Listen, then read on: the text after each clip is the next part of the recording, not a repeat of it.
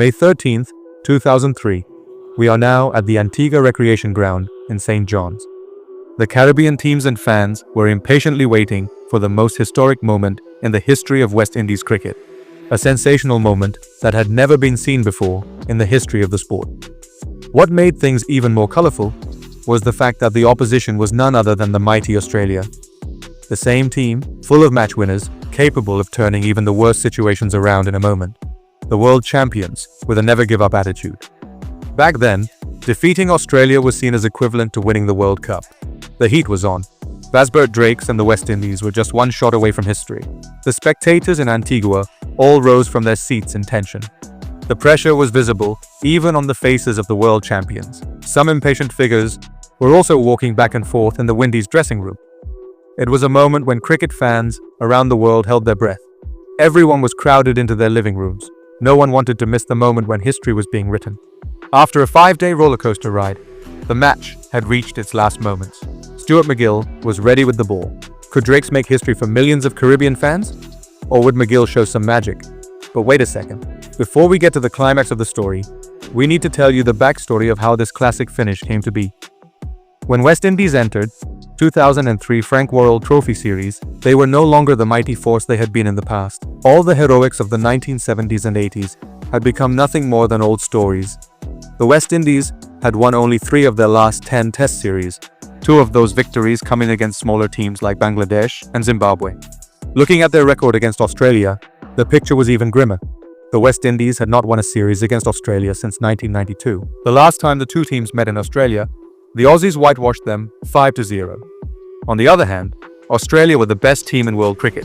They hadn't lost a single Test series in the previous 2 years. In a word, the invincibles of world cricket. The 2003 Frank Worrell series started in a manner that confirmed this reputation. Australia easily defeated the West Indies in the first 3 tests of the series. Going into the final test in Antigua, no one expected anything less than another clean sweep. But when Jermaine Lawson, who had taken a hat-trick in the previous match, took his bowling a step further this time, Australia's first innings ended at just 240 runs. On the other side, except for Brian Lara, no one managed to shine for the West Indies. As a result, their innings also ended at exactly 240 runs. The game was evenly poised at the halfway stage. But then Australia showed their true colours in the second innings. The openers, who had failed in the first innings, this time put up a stronger performance, scoring more from the opening stand than their entire first innings total. The Aussies added 242 runs for the first wicket, thanks to centuries from Justin Langer and Matthew Hayden. However, after that, they lost the remaining 9 wickets for just 175 runs, setting the West Indies a target of 418 runs to win.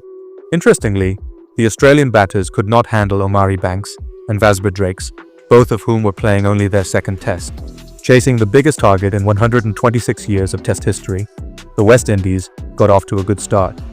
But soon, the Windies collapsed from 48 without loss to 74 for 3. However, the fans still held hope in their Caribbean prince, Ramnaresh Sarwan, and the ever-reliable Shivnarine Chanderpaul. Brian Lara, who has always had a special love for dismantling Australian bowlers, brought out his top form once again. But his innings ended abruptly when he tried to hit Stuart MacGill for a 4th 6. Lara was bowled for 60. As his stumps flew, so did the hopes of many West Indies fans. But Sarwan and Chanderpaul were not ready to surrender. It was a defining opportunity for Chanderpaul, who had long walked in Lara's shadow, and for Sarwan, who had often been criticized for his inconsistency, to finally make their mark. Slowly but steadily, they built a solid partnership.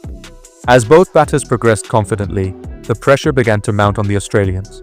An unexpected twist, an anticlimax, took place even before the story reached its actual climax.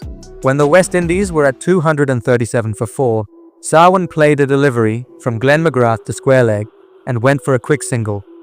While crossing paths, McGrath taunted Sarwan with a shocking sledge. What does Brian Lara's cock taste like? Even in a game known for sledging, no one expected such a vulgar and personal remark, especially from a respected figure like McGrath. Sarwan, however, didn't hold back. "I don't know. Go and ask your wife," he retorted. The reply enraged McGrath. Normally, he would have walked away laughing it off.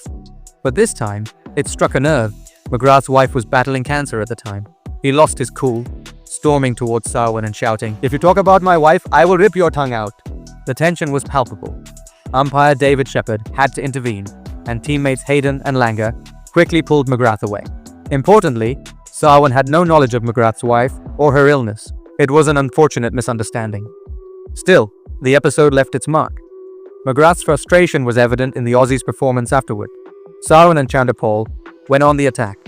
They cut, pulled, hooked, and smashed the Aussie pacers all over the ground, putting together a rapid century stand. 100 runs from just 138 balls. But Australia wasn't done yet. They fought back, dismissing Sarwan and Ridley Jacobs, who had contributed a valuable 105 runs. Once again, everyone expected a familiar West Indian collapse. With 130 runs still required, and only 4 wickets remaining, the situation felt like climbing Mount Everest. Yet, hope had not fully died. Chanderpaul, battling in pain, exhaustion, and a broken finger, stayed defiant. Alongside young Omari Banks, he added 84 crucial runs for the 7th wicket. Their counter-attacking partnership brought the Windies back into the game. By the final day, they needed just 47 more runs with 4 wickets in hand. With the new ball in hand, on the 5th morning, Brett Lee and Jason Gillespie came charging in. They struck early, removing Chanderpaul, who had already scored a century. Now, at the crease, were 20-year-old Omari Banks and Vasbert Drakes. Both batters calmly guided the West Indies toward the remaining 46 runs. They survived the new ball threat with gritty singles, hopeful edges, and clever running between the wickets. Slowly, patiently, they inched closer to what would become one of the greatest run chases in Test history. With only 27 runs to go, Steve Waugh brought Stuart MacGill back into the attack. Omari Banks found the gap and struck a boundary off MacGill, and then Vasbert Drakes launched a powerful 6 into cow corner, pushing the West Indies total past 400. The target was now less than 20. The 129th over began. The West Indies needed just 9 more runs for a historic win. On the first ball of the over, Banks punched MacGill for another boundary. The crowd roared. Then came a huge LBW appeal. At first glance, it looked plump, but the umpire remained unmoved. Banks survived. He then pushed a wide, full toss for a single. The gap between the West Indies and history was now only 4 runs. It was a moment that carried the potential to revive a struggling cricketing giant, to inspire generations. And then it happened. Drakes cut a delivery from MacGill past the infield for 4. The boundary sealed it. The West Indies had completed the highest successful run chase in the history of Test cricket. Antigua Stadium erupted. It was a full house, and the Caribbean crowd broke into celebration in their style. West Indies players, including Lara, stormed the field in jubilation. The mighty Australians, the world champions, returned to the pavilion, stunned, carrying the humiliation of being part of a world record chase. 22 years later, that record still stands. No other team has managed to chase down a bigger total in Test history. Ironically, while South Africa's famous 438-run ODI chase is widely celebrated, the West Indies' record-breaking Test victory rarely gets the recognition it deserves. One major reason is that the match is more often remembered for the explosive altercation between Glenn McGrath and Ramnaresh Sarwan, rather than the cricketing feat itself. Although McGrath later acknowledged his mistake and settled the matter privately with Sarwan, the shadow of that confrontation continues to eclipse what should have been one of the most celebrated victories in cricket history. Dear cricket lovers, your support helps us bring the best of cricket straight to your screen. Thanks for being part of the squad, and I'll catch you in the next video.